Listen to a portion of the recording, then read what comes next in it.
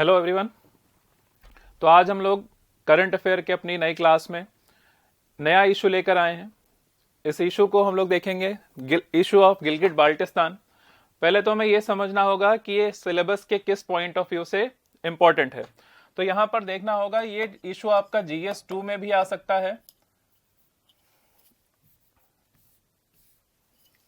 GS2 के IR वाले section में। इसके अलावा एक और टॉपिक में रिलेट करेगा GS3 में, इंटरनल सिक्योरिटी।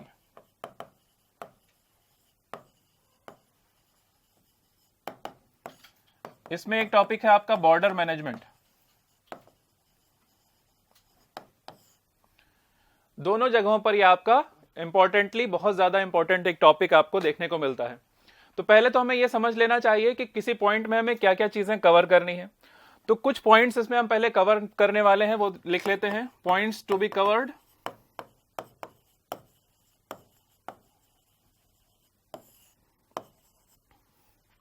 सबसे पहले रीसेंट न्यूज में क्यों रहा है ये, या कंटेक्स्ट।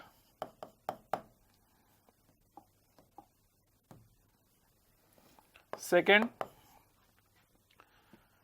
The geographical location.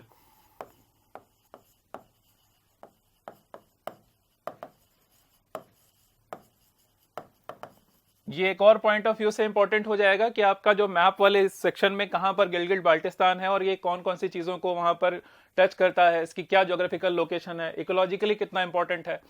इसके अलावा वहां पर इस पूरे रीजन की स्ट्रैटेजिक इंपॉर्टेंस क्या है। तो इसी के अंतर्गत हमको देखना होगा इसका स्ट्रैटेजिक लोकेशन, यानी कि सामरिक जो इसकी स्थिति है या सामरिक महत्व, इसका सामरिक महत्व क्या है।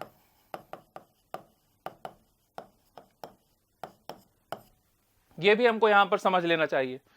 इसके बाद हम लोग मूव करेंगे इसके हिस्टोरिकल बैकग्राउंड के ऊपर,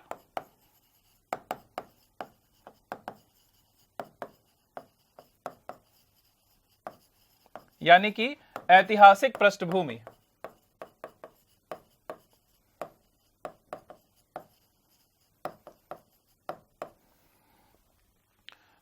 इसके बाद हम लोग इसके मेन एनालिसिस पर आएंगे। इस एनालिसिस में हमको यहां पर समझना होगा geopolitics of this reason.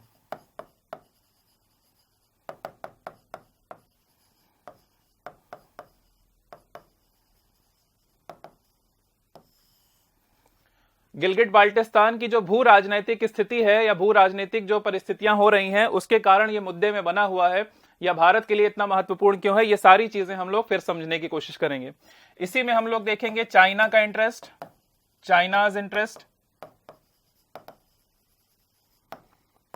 And India's response.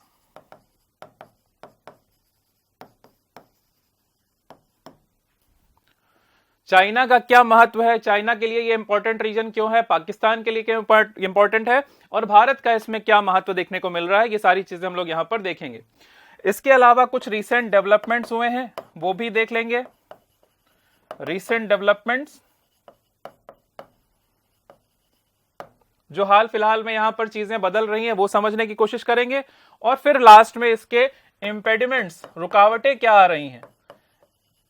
रुकावटें सबके लिए देखा जाएगा। अगर हम रुकावटों की बात करें तो वो भारत के परिप्रेक्ष्य से भी और चाइना के परिप्रेक्ष्य से भी हमको यह समझना होगा कि गिलगिट बाल्टिस्तान का रीजन क्यों इतना चर्चा में बना हुआ है। एंड लास्ट में हम लोग इसका एक कंक्लूजन भी समझने की कोशिश करेंगे कि क्या भारत के पर्सपेक्टिव से होना चाहिए और आप एग्जाम पॉइंट ऑफ व्यू से इसमें क्या चीजें लिख सकते हैं। ठीक है, तो चलिए शुरू करते हैं। सबसे पहले तो हम यहां का कंटेक्स्ट समझ लें, क्यों चर्चा में बना हुआ है। 1 नवंबर 2020, 1 नवंबर 2020 को पाकिस्तान में एक घटना हुई। आप कह सकते हैं 1 नवंबर 2020 जो है वो गिलगिट बाल्टिस्तान को शॉर्ट में जीबी लिखेंगे हम, गिलगिट बाल्टिस्तान का इंडिपेंडेंस डे माना जाता है।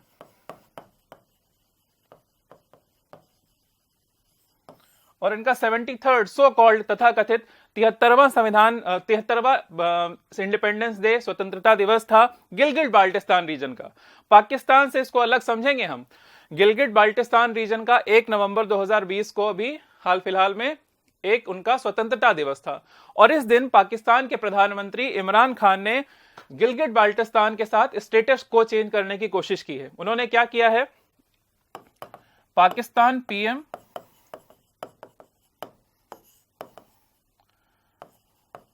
planned to grant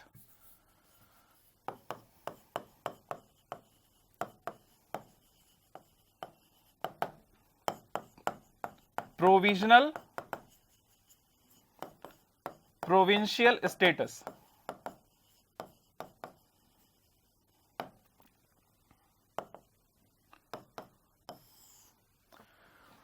अस्थायी प्रांतीय दर्जा देने की बात उन्होंने कही है। इसको अस्थायी प्रांतीय दर्जा, जो कि ये कंसीडर किया जा रहा है कि अगर गिलगिट बाल्टिस्तान को ये चीजें वहां पर उन्होंने ग्रांट कर दी तो 5वां प्रोविंस हो जाएगा, पाकिस्तान का 5वां प्रांत हो जाएगा, making GB making Gilgit Baltistan as 5th province of Pakistan.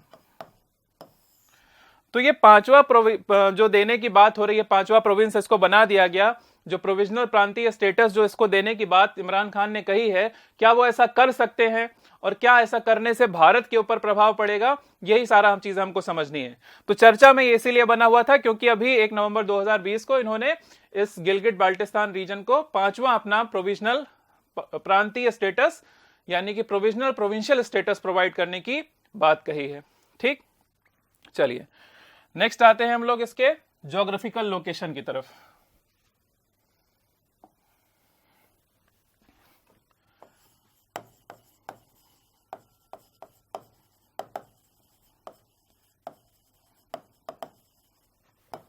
And strategic importance.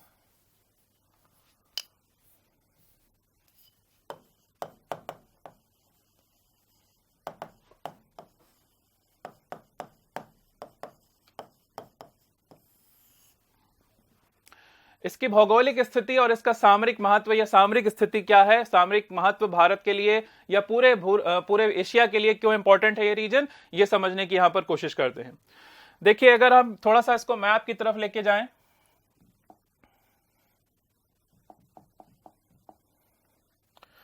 जैसा आपको देखने को मिल रहा है एक मैप यहां पर, गिलगिट बाल्टिस्तान जो रीजन है वो आपका ये वाला पूरा रीजन है, जो कि भारत के कश्मीर का तो हिस्सा है लेकिन भारत के पास नहीं है। यानी अगर आप ये देखें, ये पूरा जो हिस्सा है ये गिलगिट बाल्टिस्तान इसको कहा जाता है। ये अभी किसके पास है, ये पाकिस्तान एडमिनिस्ट्रेड है, पीओके इसी को आप यहां पर कह रहे हैं। एक और हिस्सा आपको यहां पर देखने को मिलता है, ये जो ये वाला हिस्सा है, अगर आप इस मैप की तरफ जाएं,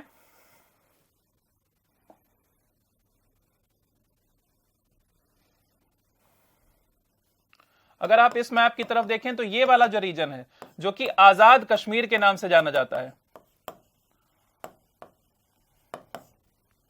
आजाद कश्मीर के नाम से जाना जाता है, लेकिन है किसके पास, पाकिस्तान के पास है। तो ये दो रीजन जो है आपके, एक ये रीजन और एक ये रीजन। अभी जो हमारी कहानी है वो गिलगिट बाल्टिस्तान से लेकर शुरू होगी। तो इसी को हमको समझना है कि क्यों ये इंपॉर्टेंट है और क्या क्या चीजें इतनी इंपॉर्टेंट है जिसलिए इसको हम यहां पर इतना पढ़ने की कोशिश कर रहे हैं। तो सबसे पहले तो Gilgit Baltistan is one of the two regions of POK,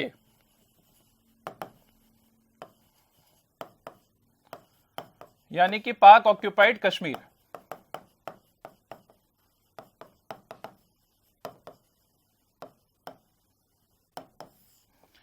दूसरा रीजन क्या देखा हमने, सेकेंड रीजन इज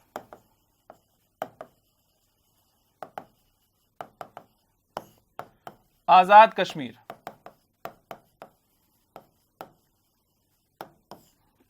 वही नीचे वाला हिस्सा जो भी हमने मैप में देखा, नीचे की तरफ जो छोटा सा देखने को मिल रहा है आपका, वो क्या है, आजाद कश्मीर वाला हिस्सा है। इसके अलावा ये दोनों हिस्से किसको माना जाएगा, ये हिस्से हैं बोथ आर, एक पॉइंट यहां पर बना सकते हैं, both are part of erstwhile princely state. ये पॉइंट ध्यान में रखिएगा, आगे हम लोगों के काम में आएगा। यानी कि ये जो पूरा गिलगिट बाल्टिस्तान का रीजन हो या आजाद कश्मीर जिसको कंसीडर किया जा रहा है तथा कथित रूप से, ये सब किसका हिस्सा है? ये सब महाराजा हरि सिंह वाले कश्मीर का हिस्सा है, उस कश्मीर का हिस्सा जो कि पूरी का पूरा वहां पर भारत को एक्सीड किया गया था इंस्ट्रूमेंट ऑफ एक्सेशन के द्वारा, विलय पत्र के द्वारा ये पूरा का पूरा हिस्सा भारत को दिया गया था। तो हम समझने की कोशिश करेंगे इसमें और क्या क्या चीजें इंपॉर्टेंट हैं और कैसे ये पाकिस्तान के पास गया, ये सारी कहानियां यहां समझेंगे। कुछ और ज्योग्राफिकल पॉइंट्स इसमें नोट डाउन कर लीजिए, जैसे द माउंटेनियस एरिया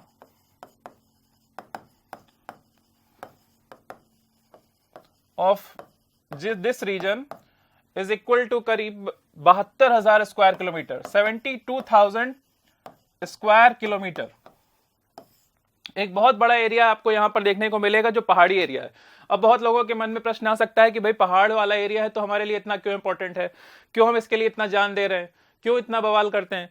तो इकोलॉजिकल सिस्टम में भी हमारे लिए बहुत एक इंपॉर्टेंट हिस्सा हो जाएगा। क्या हमारे पहाड़, हमारे हिमालय हमारे लिए काम नहीं आ रहा है? ऑब्वियसली वो काम में आ रहा है, उसके भी अपना महत्व है, उसका भी अपना सामरिक महत्व है। ये सारी चीजें यहाँ पर इंपॉर्टेंट इसलिए हो जाती हैं। अगर हम इसमें और थोड़ा सा डीप पर डिग करें, थोड़ा सा और नीचे जाएं, तो इसमें एक समझने की कोशिश मिलेगी। There are 5 of the 14 5 of the 8,000ers। अब आपने ज्योग्राफी में यह पढ़ रखा होगा 8,000ers किसे कहा जाता है। 8,000ers वो सारी पहाड़ें, वो सारे माउंटेन्स हैं जिनकी पीक की हाइट 8,000 मीटर से ज्यादा है। ब्रैकेट में यहीं पे लिख सकते हैं, those mountains whose peaks are more than 8,000 metre. 8,000ers उन्हें कहा जाता है। ये पूरे विश्व में 14 हैं और 14 में से 5 तो सिर्फ गिलगित बाल्टिस्तान में है। कितना इंपॉर्टेंट रीजन दिखाई पड़ता है। इसके अलावा अगर देखा जाए तो देयर आर मोर देन 50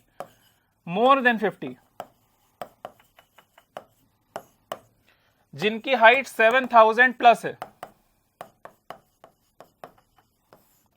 ऐसे 50 से भी ज्यादा पहाड़ हैं जिनके की 7,000 से ज्यादा 7,000 मीटर प्लस पीक्स यहां पर पाई जाती हैं। तो आप समझ सकते हैं कि ये सिर्फ और सिर्फ 5 नहीं, इसके अलावा भी बहुत ज्यादा इंपॉर्टेंट हिस्सा आपका हो जाएगा। अगर आप इसी में और आगे बढ़े तो यहां पर आपको देखने को मिलेगा जो फेमस कराकोरम पास है, द फेमस कराकोरम, ये भी लाइज इन जीबी रीजन और इसी से आपका कनेक्ट होता है कराकोरम पास, जो भारत के लिए बहुत इंपॉर्टेंट एक स्ट्रैटेजिक लोकेशन है। कराकोरम पास के बगल या थोड़ा सा साइड में अगर आप देखेंगे तो वहां पर आपको सियाचिन ग्लेशियर मिलेगा, जिस पर भारत की सेनाएं जो है वो वहां पर -50 डिग्री में भी वहां पर भारत की रक्षा करने के लिए तैनात हैं। तो हम यहां पर इसको महत्व इसका भी समझ सकते हैं। इसके अलावा देयर आर 3 लार्जेस्ट ग्लेशियर, 3 ऐसे लार्जेस्ट ग्लेशियर हैं जो कि आउटसाइड पोलर हैं, outside polar region.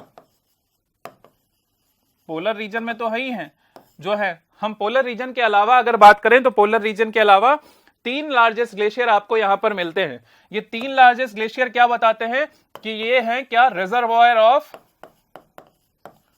Fresh water. Pakistan के लिए क्यों इंपॉर्टेंट हो जाएगा? पाकिस्तान के पास फ्रेश पानी पीने के लिए कहां से जाता है? वो हमारे इंडस वैली वाले जो ट्रीटी है, जो इंडस ट्रीटी है, वाटर ट्रीटी, उसके तहत उनको जो हमारी नदियों का पानी जाता है, अगर हम उसको रोक दें और उधर अफगानिस्तान वाला जो सलमा डैम भारत ने बनाया है उसको रोक दें तो उनके पास पानी नहीं आएगा। लेकिन अगर वो इस 3 ग्लेशियर के फ्रेश वाटर को अगर वो टैप कर लें तो उनको वो पानी मिलने लगेगा। यानी कि पाकिस्तान के लिए भी एक लॉजिकली बहुत इंपॉर्टेंट है। इसके अलावा the second largest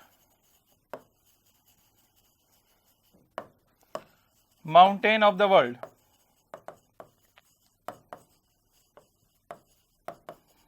that is K2, वो भी आपका यहीं पाया जाता है। तो ये दिखाता है कि कितना इंपॉर्टेंटली ये ज्योग्राफिकली कितना इंपॉर्टेंट यहां पर इसको देखा जा सकता है। चलिए इसके थोड़े स्ट्रैटेजिक लोकेशन की बात करते हैं। स्ट्रैटेजिक लोकेशन की अगर देखा जाए तो जीबी रीजन जो है वो कॉन्फ्लुएंस है, वो एक संगम है। इस कॉन्फ्लुएंस ऑफ, कॉन्फ्लुएंस का मतलब है संगम, यानी कि ये तीन रीजन को जोड़ता है। कौन कौन से? आपका central Asia, south Asia and eastern Asia. यानी इस रीजन पे अगर इसका होल्ड हो, वो तीनों जगहों पर वहां पर अपना होल्ड या अपना कनेक्टिविटी वहां से बना सकता है।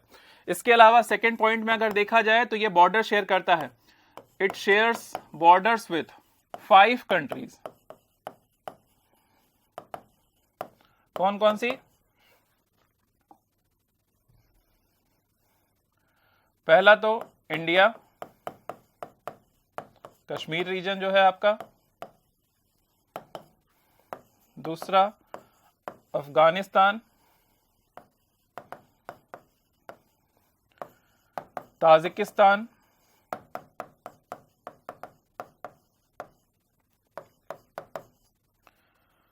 Pakistan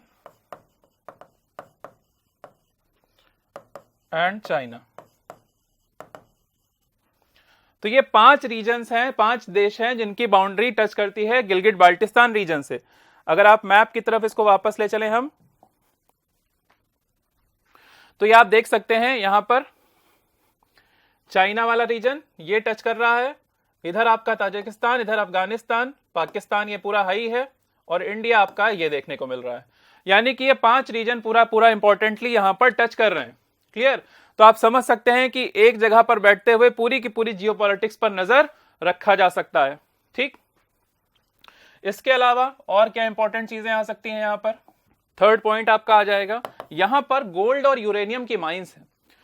this region is known for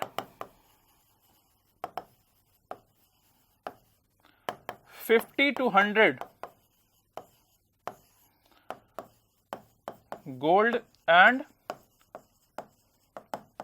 uranium mines. दोनों ही देखिए कितना इंपॉर्टेंट है। गोल्ड ऑब्वियसली इंपॉर्टेंट, यूरेनियम भी कितना इंपॉर्टेंट है। न्यूक्लियर पावर अगर आपको बनना है तो आपको इसकी तरफ बढ़ना होगा, और ये आपका माइंस नेचुरली मिल रहा है आपका गिलगिट बाल्टिस्तान रीजन में। इसके अलावा ये रीजनल कनेक्टिविटी प्रोवाइड करता है। स्ट्रेटेजिक लोकेशन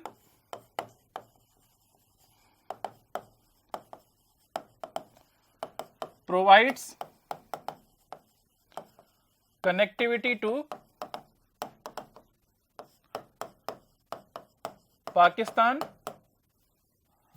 पाकिस्तान का चाइना से। चाइना और पाकिस्तान की सीधी कनेक्टिविटी इस पूरे रीजन के थ्रू हो जाती है। ठीक है, इसीलिए इसको कहा जाता है GB is known as gateway of CPEC. China Pakistan economic corridor जो है, चीन पाकिस्तान आर्थिक गलियारा, वो उसका गिलगिट बाल्टिस्तान गेटवे माना जाता है। यानी कि बिना गिलगिट बाल्टिस्तान के तो ये रीजन पे आप जा ही नहीं सकते। आप सीपीईसी की तो संकल्पना ही नहीं कर सकते अगर आपको गिलगिट बाल्टिस्तान आपके पास या आपके उस पर कंट्रोल ना हो। ठीक, इसके अलावा भारत के लिए भी अगर देखा जाए तो वहां पर कुछ चीजें इंपॉर्टेंट हो जाएंगी। जो ऑनगोइंग जो मिलिट्री स्टैंड ऑफ चल रहा है, ऑनगोइंग मिलिट्री स्टैंड ऑफ कहां पर चल रहा है? आपने सुना होगा डीएसडीबीओ रोड, गलवान वैली। इस पूरे रीजन में आपको वहां पर देखने को मिल रहा है। तो जिसका भी दुर्बुक श्योक, इसका दुर्बुक श्योक रोड, जिसके पास इस रोड का एक्सेस है या यहां पर अगर अपनी स्थिति बना ली, तो जाहिर सी बात है आपके पास एक टैक्टिकल एडवांटेज हो जाएगा। चाइना को यही बात खल रही है, क्योंकि डीएसडीबीओ रोड भारत ने बहुत अच्छे से बना ली है। वहां पर भारत का जो बड़े से बड़ा टैंक या बाकी सारी चीजें वो पूरी तरीके से आसानी से उतर सकती हैं। डीबीओ दौलत बेग ओल्डी,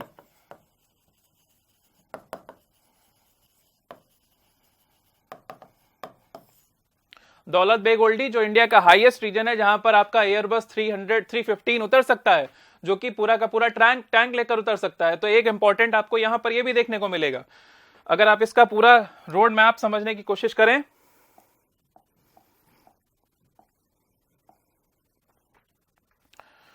अगर आप ये मैप देखें, ये देखिए लेह से कनेक्ट हो रहा है, लेह से जाकर दुर्बुक, दुर्बुक से श्योक, दुर्बुक से श्योक से आपका मुरगो, और मुरगो से आपका यहां पर दौलत बेग ओल्डी।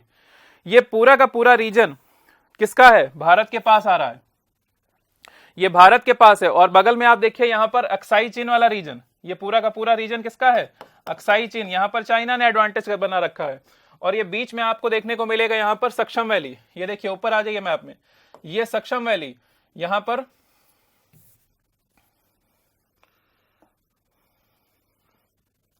ये जो ब्लू वाला रीजन है ये सक्शम वैली हो गया। इस रीजन को 1963 में पाकिस्तान ने चाइना को दे दिया था, लैंड बाउंड्री एग्रीमेंट उन्होंने किया और इसको वहां पर उन्होंने गिफ्ट कर दिया। इधर चाइना है, और ये जो बीच वाला रीजन है, ये जो व्हाइट वाला देख रहे हैं, ये सियाचिन है जहां पर भारत है। और इस पूरे रीजन को यहां पर, यही वाला मैप यहां कनेक्ट कर लीजिए, यहीं पर ये दुर्बुक, श्योक और डीएसडीबीओ रोड है। यानी आप समझ सकते हैं कि सीधा सीधा अक्साई चीन वाले रीजन के बिल्कुल बगलों बगल में भारत की पूरी पहुंच है, भारत की पूरी पूरी सेना वहां पर आराम से पहुंच सकती है। चाइना को यही बात खटक रही है, क्योंकि चाइना को लगता था धीरे धीरे वो एक्सेस करके यहां पर इस रीजन में आ सकता है और अपने सीपीईसी वाले प्रोजेक्ट को भी बहुत आसानी से डेवलप कर सकता है। ये पूरा रीजन काट देगा भारत का, इधर पाकिस्तान है ही है गिलगिट बाल्टिस्तान में, दोनों का आराम से डेवलपमेंट हो जाएगा। और ये पूरा का पूरा डिजाइंड प्रोग्राम किसका है? चाइना का है। ठीक,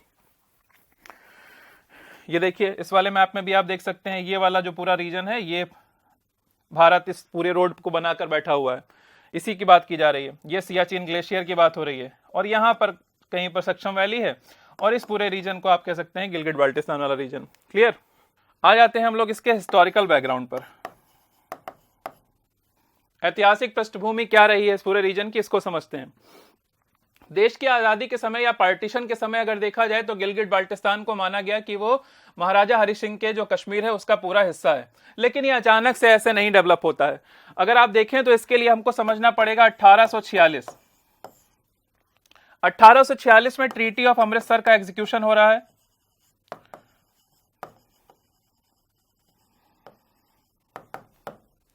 ट्रीटी ऑफ अमृतसर किसके किसके बीच में हुई? British East India Company, British East India company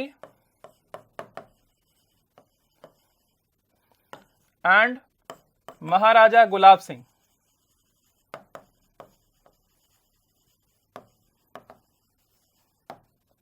महाराजा गुलाब सिंह और ब्रिटिश ईस्ट इंडिया कंपनी के बीच में 1846 में ट्रीटी ऑफ अमृतसर हो रहा है, जो हो रहा है after first Anglo Sikh war. प्रथम आंग्ल सिख युद्ध जो हो रहा है, उस युद्ध के बाद यह संधि हुई और ब्रिटिश ईस्ट इंडिया कंपनी और महाराजा गुलाब सिंह के बीच में यह व्यवस्था बनी। इस व्यवस्था में इन्होंने पूरा कश्मीर तो दे दिया महाराजा गुलाब सिंह को, पैसा देके ऑब्वियसली बेचा, सोल्ड किया 75 लाख नानक शाही में। अगर आप इसको भी लिखना चाहें तो यह भी आप लिख सकते हैं, Britishers sold the Kashmir region. Kashmir region का मतलब यहां पर मैं पूरे कश्मीर की बात कर रहा हूं, पूरा का पूरा कश्मीर रीजन जिसमें गिलगिट बाल्टिस्तान या आजाद कश्मीर सब कुछ आ जाएगा। ये पूरा का पूरा रीजन ब्रिटिशर्स ने सोल्ड किया किसको? महाराजा गुलाब सिंह को, जो कि एक डोगरा रूलर थे, डोगरा राजवंश के डोगरा रूलर महाराजा गुलाब सिंह। सोल्ड तो किया उन्होंने, लेकिन जैसा आपने देखा ये आज हमारे लिए एक स्ट्रेटेजिकली इंपॉर्टेंट लोकेशन है, तो क्या ये ब्रिटिशर्स के लिए स्ट्रेटेजिकली इंपॉर्टेंट लोकेशन नहीं रही होगी? ऑब्वियसली रही होगी। उनके लिए भी एक बहुत महत्वपूर्ण रीजन था। तो उन्होंने क्या किया कि बेच तो दिया, और कितने में बेचा? इन 75,000 नानक शाही रुपीज। नानक शाही रुपया जो है वो सिख डायनेस्टी का जो ऑफिशियल करेंसी थी वो माना जाती थी। 75,000 रुपए नानक शाही रुपए में इन्होंने पूरे कश्मीर रीजन को गुलाब सिंह को बेच दिया और ये कहा कि भाई आपको बेच तो रहे हैं लेकिन आपको हमारी सजर्निटी के अंदर, हमारे अधिपत्य के अंदर रहना पड़ेगा। Established British suzerainty over J&K region, यानी कि ब्रिटिश आधिपत्य।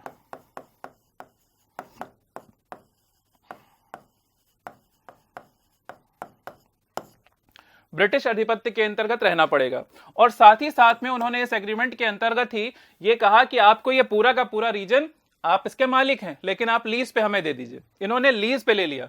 Britishers took over this region, यानी कि गिलगिट बाल्टिस्तान ऑन लीज। क्योंकि ये स्ट्रेटेजिकली इंपॉर्टेंट लोकेशन थी, उनको अपना ब्रिटिश रूल बनाए रखने के लिए इस पूरे रीजन में, पूरे एशिया में उनको इस पूरे रीजन की आवश्यकता थी। तो उन्होंने क्या कहा, हमको लीज पर दे दीजिए। महाराजा हरि सिंह के पास कोई ऑप्शन नहीं, सॉरी गुलाब सिंह के पास कोई ऑप्शन नहीं था, तो उनको ये करना ही पड़ा, देना ही था। इस लीज को रिन्यू किया गया। This lease was renewed in 1935। तो एक कहानी तो हमको यहां तक समझ में आती है कि गिलगिट बाल्टिस्तान पर ब्रिटिशर्स का कब्जा या ब्रिटिशर्स का कैसे वहां पर होल्ड देखने को मिल रहा है और डोगरा रूलर की क्या कहानी है। लेकिन पाकिस्तान कैसे टुक ओवर कर रहा है इस रीजन को, तो एक हेडिंग हम यहां बना सकते हैं, how Pakistan took over this region which means Gilgit Baltistan. देखिए गिलगिट, जैसा आपने देखा कि गिलगिट एक आपका अलग ही रीजन है, तो गिलगिट के अंदर एक खूबी और थी, Gilgit has its own local army. इनकी अपनी स्थायी सेना थी। इस स्थायी सेना का नाम था the Gilgit scouts. The Gilgit scouts. इस गिलगिट स्काउट को जो कंट्रोल करता था, कंट्रोल्ड बाय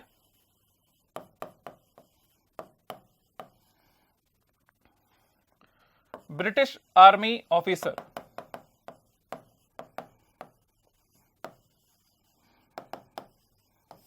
यूजुअली वो एक कर्नल रैंक का अधिकारी होता था जो ब्रिटिश आर्मी को रिप्रेजेंट करता था। तो इस गिलगिट स्काउट को, जो कि वहां की स्थानीय सेना थी, उसका कंट्रोल था गिलगिट के ब्रिटिश आर्मी के एक कर्नल के द्वारा उसको कंट्रोल किया जाता था। अब इस पूरी व्यवस्था में यहां पर राजा साहब का भी एक व्यक्ति होता था। राजा साहब ने भी अपना एक व्यक्ति गवर्नर के तौर पर नियुक्त कर रखा था। King of Kashmir also appointed a governor in this region।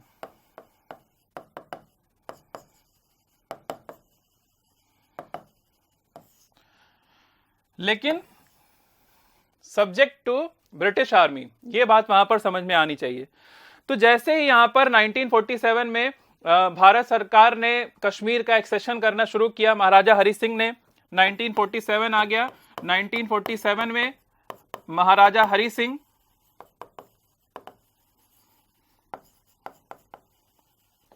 Exceeded Kashmir to India through instrument of accession, विलय पत्र के द्वारा। पूरा का पूरा कश्मीर वहां पर प्रोवाइड कर दिया गया, भारत को एक्सीड कर दिया गया। लेकिन इधर जिन्ना भी इस पूरे रीजन में अपना पैठ बनाने की कोशिश कर रहे थे, ब्रिटिश आर्मी पर्सनल जो भी थे उनको वहां पर उन्होंने कंट्रोल करवाया। तो इस व्यक्ति ने क्या किया, इस कर्नल अधिकारी ने ब्रिटिश गवर्नर, राजा साहब के जो गवर्नर थे उनको वहां पर बंदी बना लिया और इनको कारावास में डालने के पश्चात ब्रिटिश आर्मी ऑफिसर ने गिलगिट बाल्टिस्तान रीजन को किसको एक्सीड कर दिया, पाकिस्तान को। तो एक पॉइंट यहां पे बना सकते हैं, In 1947, British Army officer imprisoned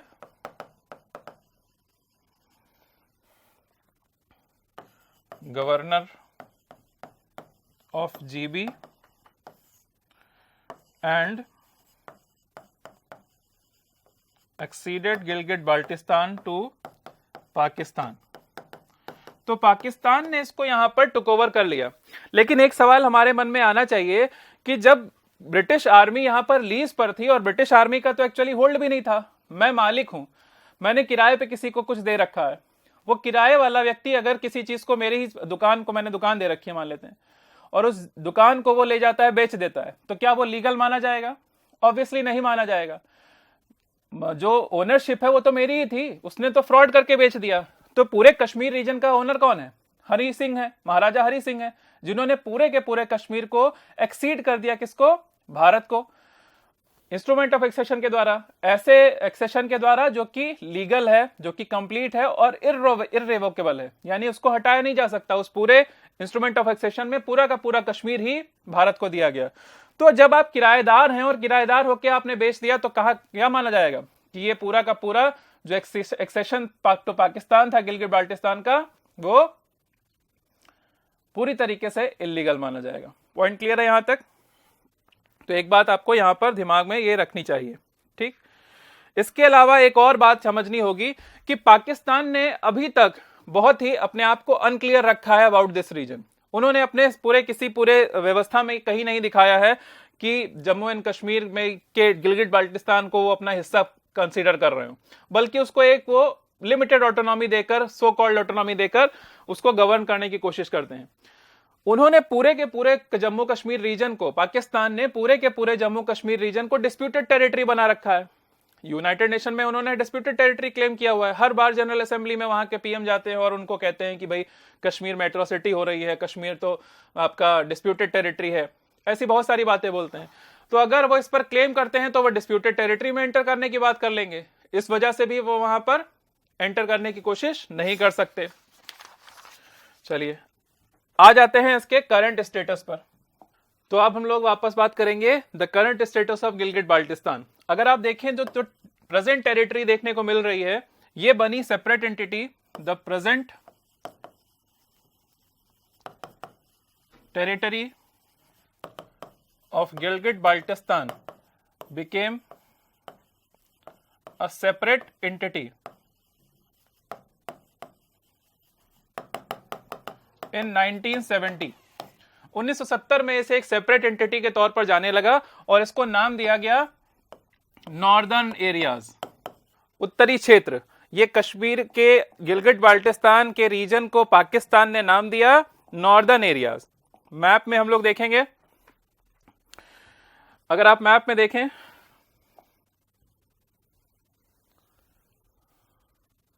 ये चीज जो देख रहे हैं आप,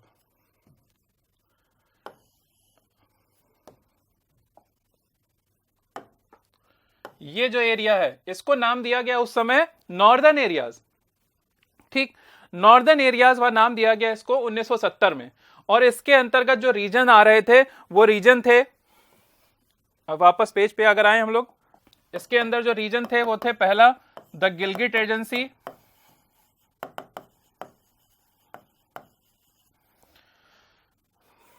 सेकेंड बाल्टिस्तान डिस्ट्रिक्ट,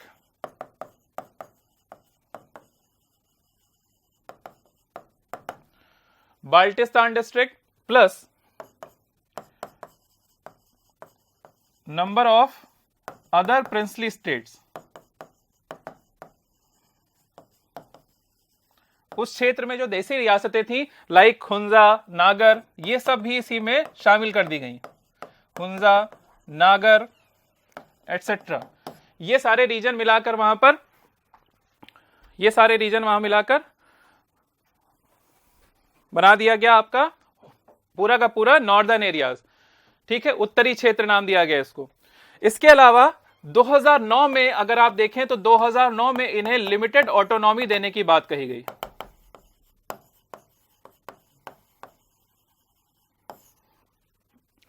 तो जैसा मैं कह रहा था, फिर से एक बार अगर हम बात करें, the present territory of GB northern areas इसको नाम दिया गया, और ये एक सेपरेट एंटिटी बनी 1970 में। इसके अंतर्गत Gilgit agency, Baltistan district and number of princely state, कुछ देसी रियासतें जैसे हुंजा या नागर उस रीजन में पड़ती हैं, उनको सबको शामिल करके नॉर्दर्न एरियाज बनाया गया, उत्तरी क्षेत्र बनाया गया।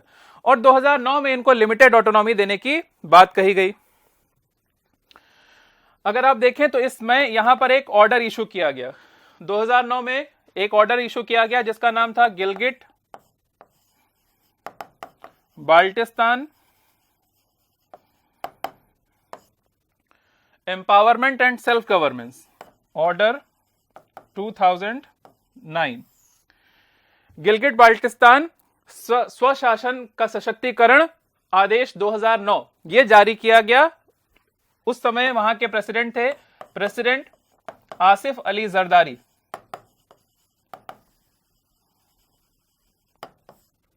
आसिफ अली जरदारी द्वारा इस पूरे रीजन को लिमिटेड ऑटोनॉमी, सीमित स्वायत्तता देने की बात कही गई। कहा तो यह गया कि बल्कि हम पूरी स्वायत्तता देंगे, लेकिन वो स्वायत्तता सिर्फ और सिर्फ पपेट मात्र थी, नाम मात्र की स्वायत्तता थी। इसमें क्या क्या उन्होंने किया,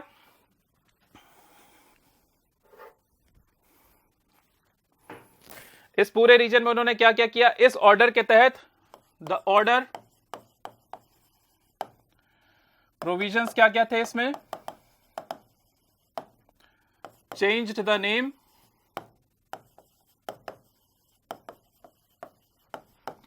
from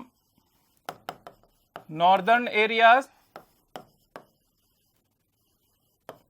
to गिलगिट बाल्टिस्तान। जो आज के समय में आप देखते हैं ना गिलगिट बाल्टिस्तान, ये नाम दिया गया इसको 2009 में। उससे पहले नॉर्दर्न एरियाज के नाम से जाना जाता था। इसके अंतर्गत और एक चीज निकालने की, बनाने की बात कही गई, क्रिएशन ऑफ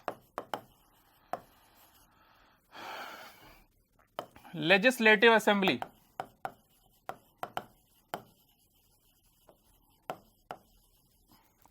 एक विधान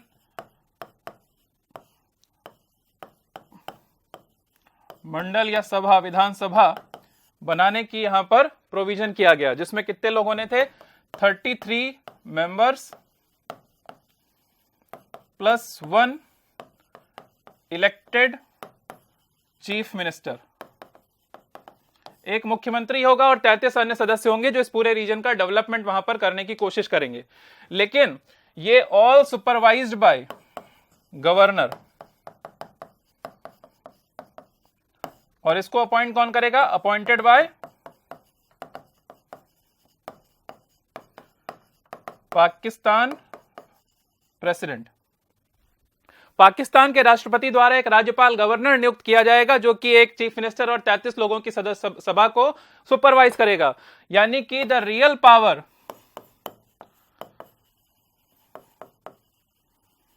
lies with governor.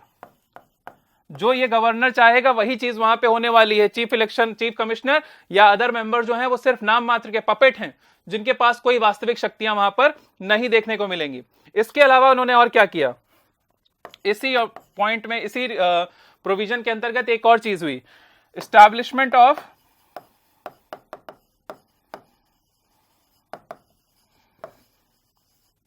Gilgit council.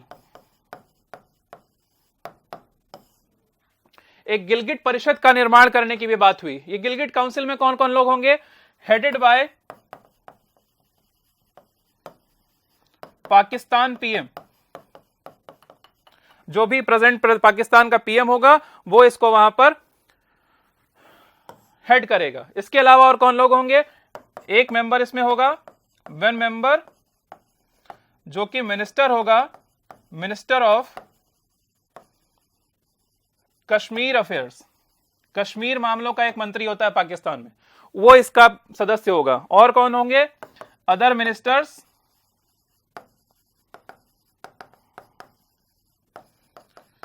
Appointed, nominated by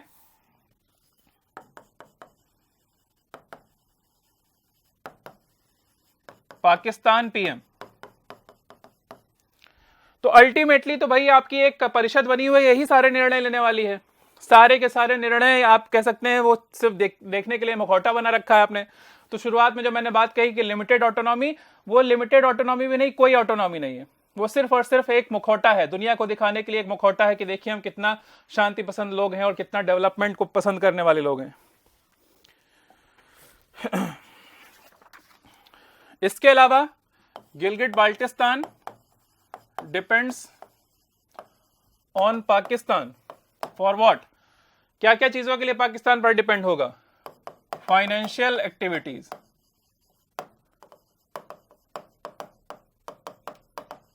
जितनी भी वित्तीय व्यवस्थाएं होंगी वो सब पाकिस्तान के द्वारा पूरी की जाएंगी। इसके अलावा डिफेंस, इसके अलावा इकोनॉमी, अर्थव्यवस्था एंड पॉलिसी मेकिंग,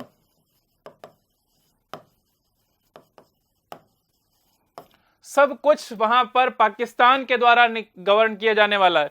तो आपने तो किसी प्रकार की ऑटोनॉमी छोड़ी ही नहीं वहां पर। अब पाकिस्तान का देखिए किस प्रकार से वो डायलेमा उसके अंदर है। एक तरफ तो वो ये सारा कंट्रोल रखने की कोशिश करता है, और दूसरी तरफ वो अपने स्टेटस को लेकर या गिलगिट बाल्टिस्तान के स्टेटस को लेकर बड़ा ही अनक्लियर है। ना तो उसने वहां पर गिलगिट बाल्टिस्तान को, ना ही आजाद कश्मीर को अपने संविधान में कोई स्टेट टेरिटरी माना है। Pakistan's dilemma, not assigned any status to Gilgit Baltistan and Azad Jammu and Kashmir in Pakistan's Constitution।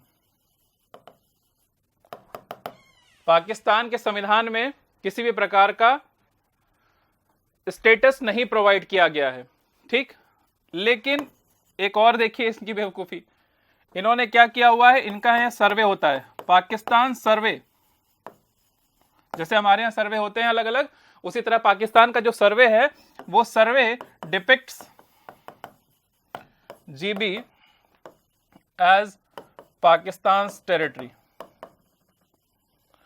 आपने संविधान में तो किसी भी प्रकार का उनको दर्जा नहीं दिया, अपना टेरिटरी, अपना क्षेत्र नहीं माना है, अपना राज्य नहीं माना है, लेकिन आपका सर्वे जो है उसको टेरिटरी मानता है। तो खुद ही आप क्लियर नहीं है कि आप क्या करना चाहते हैं इसके साथ। इसके अलावा और देखिए इंटरनेशनल इशू क्या है। यूनाइटेड नेशन का सिक्योरिटी काउंसिल,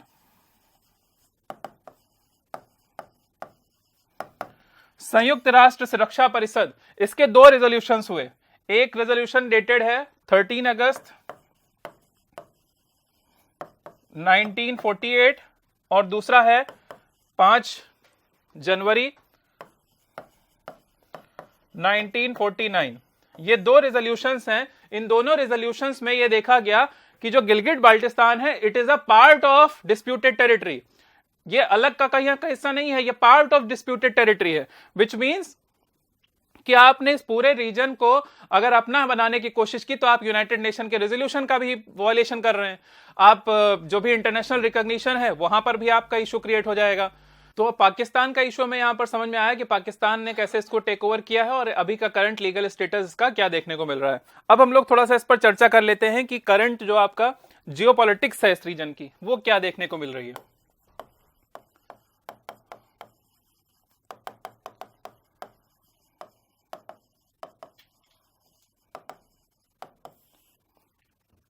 जियोपॉलिटिक्स में सबसे पहले तो हमें यह समझना होगा कि चाइना का इंटरेस्ट क्या है। चाइना का आप सबको समझ में आ रहा होगा इंटरेस्ट कितना इंपॉर्टेंट इंटरेस्ट है, तो हम क्विकली समझ लेते हैं। एक तो सबसे पहला उनका है यहां पर सीपीईसी। सीपीईसी आप समझ सकते हैं कि वो गिलगिट बाल्टिस्तान वाला जो रीजन है वो उनके लिए इतना इंपॉर्टेंट क्यों हो रहा है। मैप में एक बार समझते हैं। देखिए ये पूरा रीजन दिख रहा है आपको, भारत दिख रहा है, इधर चाइना दिख रहा है। ये वाला जो पूरा रीजन है, ये जो पूरा रीजन आप येलो में देख रहे हैं, इसी पे पूरी सारी लड़ाई है। चाइना अपना इस रीजन से यहां तक पहले तो वो आना चाहता है कि सीपीईसी के थ्रू वहां तक, और उसके बाद फिर यह आना चाहता है ग्वादर तक अपना रेल और रोड लाइन वहां पर लेके आना चाहता है। भारत के अगल बगल इसने पूरा स्ट्रिंग ऑफ पर्ल्स बना रखा है, ये आप सबने पढ़ रखा होगा, स्ट्रिंग ऑफ पर्ल्स पॉलिसी। जो चाइना का अपना नॉर्मल रूट जाता है नॉर्मल जो उनका ट्रांसपोर्ट है या जो ऑयल सप्लाई है या अदर जो सप्लाईज हैं वो जाती हैं via Malacca strait. In case इस पूरे रीजन में आपको पता है इंडियन नेवी है, इधर भी और इधर भी इंडियन नेवी है, और कितना स्ट्रांग है ये आप सबको पता है। हाल फिलहाल में आप सबको ये भी पता होगा, हाल फिलहाल में यहां पर मालाबार एक्सरसाइज की गई, मालाबार एक्सरसाइज, क्वाड अलायंस बन रहा है। इस तरह की बहुत सारी चीजें आपको इस रीजन में देखने को मिल रही हैं। ये पूरा क्या दिखाता है कि इन केस कभी भी कॉन्फ्लिक्ट की सिचुएशन आती है तो चाइना के पास क्या ऑप्शन रहेगा? चाइना की सप्लाई तो कट करी जा सकती है, इंडियन नेवी बड़े आराम से ये कर सकती है। इस केस में चाइना यहां पर अपना बैकअप बनाना चाहता है।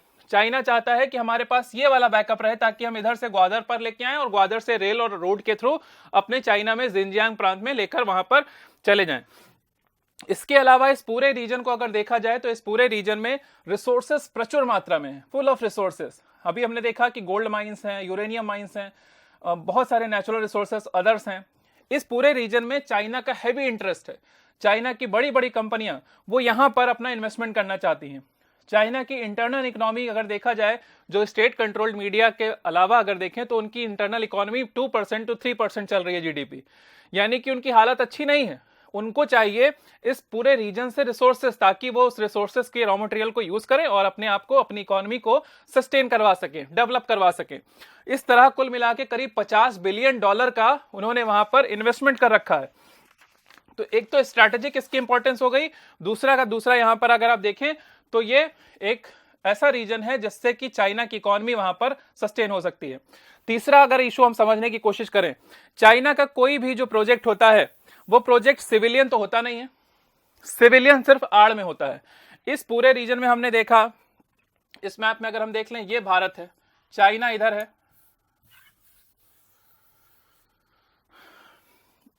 ये चाइना हो गया, इधर आपका गिलगिट बाल्टिस्तान, ये आपका दुर्बुक श्योक वाली रोड, यहां पर सियाचिन ग्लेशियर।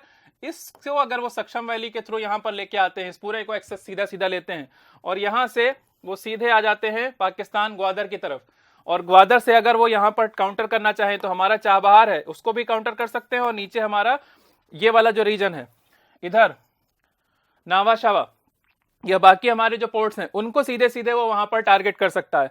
यानी कि चाइना जब भी चाहे तो वह पाकिस्तान के मदद से भारत को पूरी तरीके से परेशान कर सकता है। इसके अलावा आपने हाल फिलहाल में देखा कि कैसे वहां पर जो भारत का रिस्पांस रहा है, भारत की जो सेनाएं रही हैं वो वहां पर सुदृढ़ रूप से खड़ी रही हैं। इस पूरे रीजन में चाइना को एक बहुत बड़ा तगड़ा रिस्पांस देखने को मिल रहा है। ऐसे में चाइना को यह लगता है कि अगर उसको 2 फ्रंट वॉर खोलना है तो उसको इस जगह पे भी अपना मिलिट्री प्रेजेंस बढ़ाना होगा।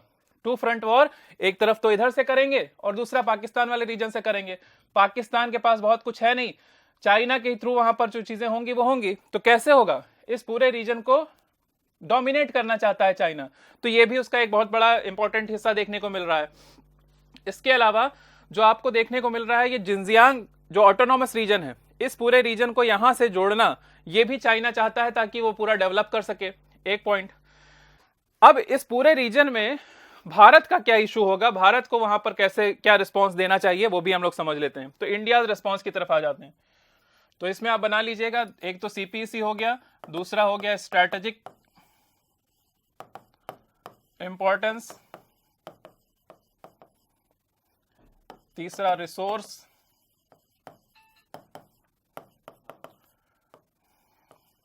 Global politics, security. इस तरह के बहुत सारे पॉइंट्स आप यहां पर बना सकते हैं। ठीक, इंडिया रिस्पांस देख लेते हैं। इंडिया रिस्पांस में सबसे पहला पॉइंट तो आ जाएगा रिवोकेशन ऑफ आर्टिकल 370।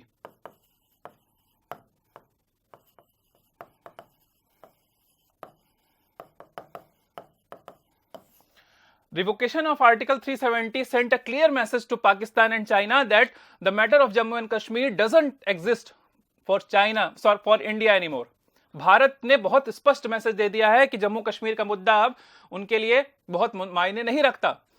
इसके अलावा उनका जो पॉइंट है वो है कैसे आप बाकी रीजन को खाली करेंगे।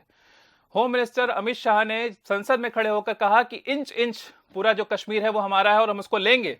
ये भी एक बहुत बड़ा मैसेज देता है। भारत के गृह मंत्री और ताकतवर पोजीशन पर बैठे हुए और ताकतवर बहुमत के साथ बैठे हुए व्यक्ति अगर ये कहते हैं तो एक बहुत क्लियर मैसेज जाता है। तो उन्होंने बहुत क्लियर मैसेज दिया हुआ है पाकिस्तान और चाइना दोनों को। इसके अलावा आपने देखा कि भारत ने लद्दाख वाला जो पूरा रीजन है उसको यूनियन टेरिटरी घोषित कर दिया। यूनियन टेरिटरी घोषित करके सीधे भारत वहां पर अपना एडमिनिस्ट्रेशन कर रहा है। इसके अलावा जो DSDBO रोड है, यानी कि दुर्बुक श्योक दौलत बेग ओल्डी रोड, इस पूरे रोड को पूरी तरीके से विकसित किया गया। इस पूरे रीजन में भारत की आर्मी अपना प्रेजेंस बहुत डोमिनेटिंग पोजीशन में बढ़ा चुकी है। फिंगर 5 आपने देखा होगा, सुना होगा न्यूज में, उस पूरे फिंगर 5 तक वहां पर कब्जा हो चुका है। वो पीक्स जो कि कभी नहीं थी या 1962 में चली गई थी, वो भी भारत वहां पर वापस ले चुका है। यानी कि अब जो पेंगोंग शो लेक है या चुरमुर वैली है, उस पूरे रीजन को एक थोड़ा सा डिस्प्यूट करने की कोशिश चाइना कर रहा है और भारत यहां पर फर्मली जवाब दे रहा है। ऐसे में यहां पर यह समझना होगा कि अगर भारत को और इस दिशा में आगे बढ़ना है, स्पष्टता से आगे बढ़ना है, तो उन्हें और आइसोलेट करना होगा और फर्मली खड़ा होना होगा। इसी दिशा में जब पाकिस्तान ने गिलगिट बाल्टिस्तान को अपना 5वां प्रोविंस बनाने की कोशिश की, तो भारत के जो फॉरेन मिनिस्ट्री है उसने ऑफिशियली वहां पर कहा कि this stand of Pakistan is a clear camouflage of their illegal occupation. Camouflage का मतलब होता है कि छुपा लेना। कैमोफ्लाज ड्रेस होती है आर्मी की, झाड़ पत्तियां बनी होती हैं ताकि वो उस परिवेश में, उस माहौल में छुप जाएं। इसी तरीके से ये बात कही जा रही है कि POK जहां पर कि टेररिज्म का अड्डा बना रखा है उन्होंने, उनके बहुत सारे डेंस चलते हैं, आतंकवादी संगठन वहां पर पनप रहे हैं, उन पूरे संगठनों को पाकिस्तान वहां पर एक लेजिटिमेसी प्रोवाइड करना चाहता है by providing 5th provincial status to Gilgit Baltistan. इसके अलावा भारत ने यह भी कहा है, उसी स्टेटमेंट में यह बात उन्होंने कही, एक ये बात लिख लीजिए, आपको इंपॉर्टेंट कहीं पर देखने में लिखने में आ जाएगी। India's response,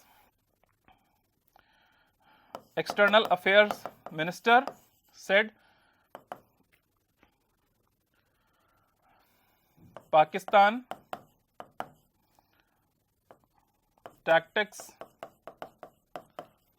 to give 5th provincial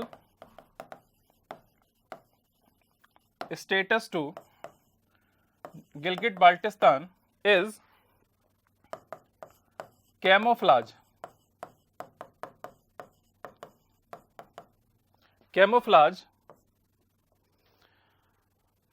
it's illegal occupation, यानी जो भी वो अवैध कारोबार या अवैध व्यवसाय वहां पर कर रहे हैं उसको वो छुपाना चाहते हैं, इसलिए वो ऐसा कर रहे हैं। इसी रिस्पांस में भारत की जो एक्सटर्नल अफेयर मिनिस्टर हैं उन्होंने बहुत स्पष्टता से कहा कि पाकिस्तान इमीडिएटली वैकेट करे पाकिस्तान के सारे एरियाज को। ये एक स्पष्ट मैसेज देता है। और साथ में यह भी कहा कि Gilgit and Baltistan and Azad Jammu and Kashmir are integral part of Jammu and Kashmir and by virtue of legal, complete and irrevocable instrument of accession which is exceeded by महाराजा हरि सिंह। इस तरह का पूरा उन्होंने एक स्टेटमेंट दिया कि भारत के पास पूरे कश्मीर का अधिकार है, जो कि वहां पर दिया गया, किसके द्वारा दिया गया? महाराजा हरि सिंह द्वारा। महाराजा हरि सिंह ने क्या दिया था? एक इंस्ट्रूमेंट ऑफ एक्सेशन भारत के साथ साइन करके पूरा का पूरा कश्मीर दिया था भारत को। तो शुरुआत वाला पॉइंट हमारा यहां पर कवर हो जाता है। ठीक, इसी दिशा में हमको और यहां समझना होगा कि भारत को चिंता क्या है।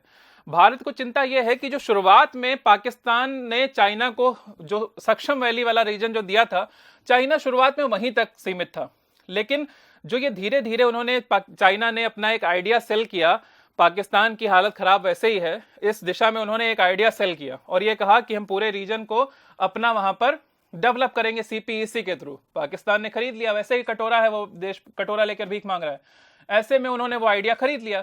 अब ये स्थिति हो जाएगी कि अगर उन्होंने 5th प्रोविंशियल स्टेटस प्रोवाइड किया तो कहीं ना कहीं ये स्टेटस को चेंज करने की स्थिति हो जाएगी, जो कि प्रोहिबिटेड है बाय शिमला एग्रीमेंट।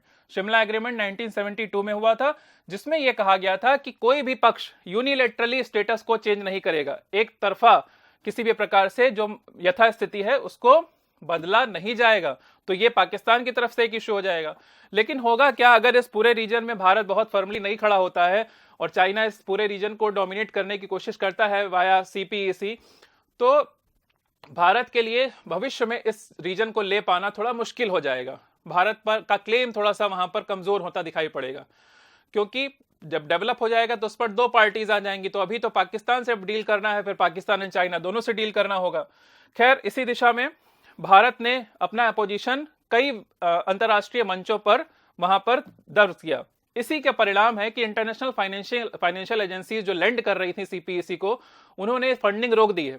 ये एक बहुत बड़ा डेवलपमेंट है। इसमें आपको देखने को मिलेगा एक डायमर भाषा डैम प्रोजेक्ट, ये भी आप देख लीजिएगा, डायमर भाषा डैम प्रोजेक्ट। ये कहां पे है? ये है located in Kohistan,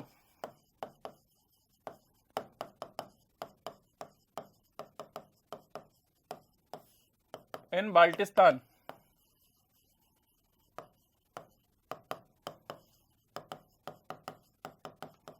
Baltistan district, ठीक, जो कि आपका खैबर पख्तूनख्वा वाले रीजन में आपको देखने को मिलता है। ये पूरा का पूरा जो प्रोजेक्ट था ये डेवलप किया जा रहा था और इसको इंटरनेशनल एजेंसीज फंड कर रही थी। भारत के अपोजिशन के कारण ही इसकी फंडिंग रुक गई और ये प्रोजेक्ट भी रुका पड़ा हुआ है। ये भी एक बड़ा डेवलपमेंट माना जाएगा इसी दिशा में। अब हम लोग आ जाते हैं कुछ इंपेडिमेंट्स जो पाकिस्तान खुद फेस कर रहा है। इमरान खान ने जो कहा वो ऐसे आसानी से नहीं होने वाला, इसमें अपनी बहुत सारी खुद रुकावटें हैं। पाकिस्तान के अंतर्गत एक संस्था है JKLF, Jammu and Kashmir liberation front. Jammu Kashmir liberation front भी अपोज कर रहा है इमरान खान के इस 5th प्रोविंशियल वाले स्टेटस को। उनका यह कहना है कि अगर आपने इसको दिया तो भारत कश्मीर का जो आजादी का सपना है वो खत्म हो जाएगा।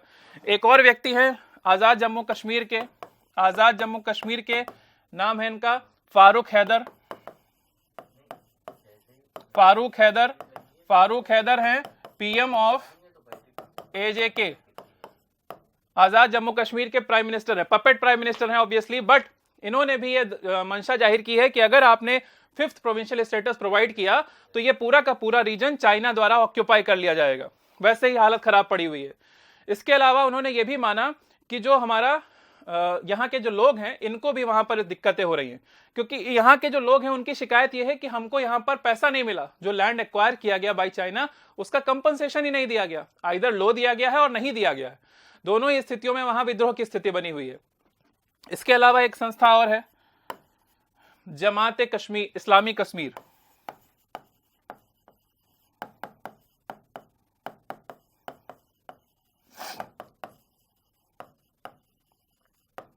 Situated in POK। ये भी वहां पर इसके एक व्यक्ति हैं खालिद महमूद।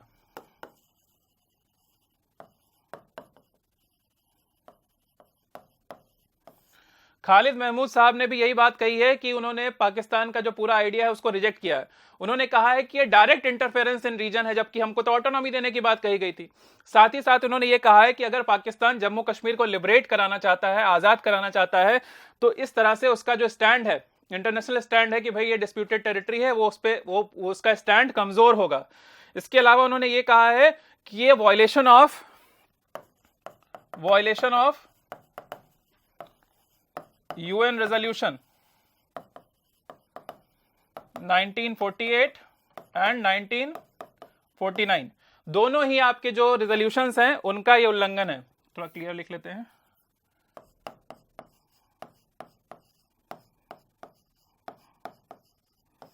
इन दोनों का ही ये उल्लंघन माना जा रहा है।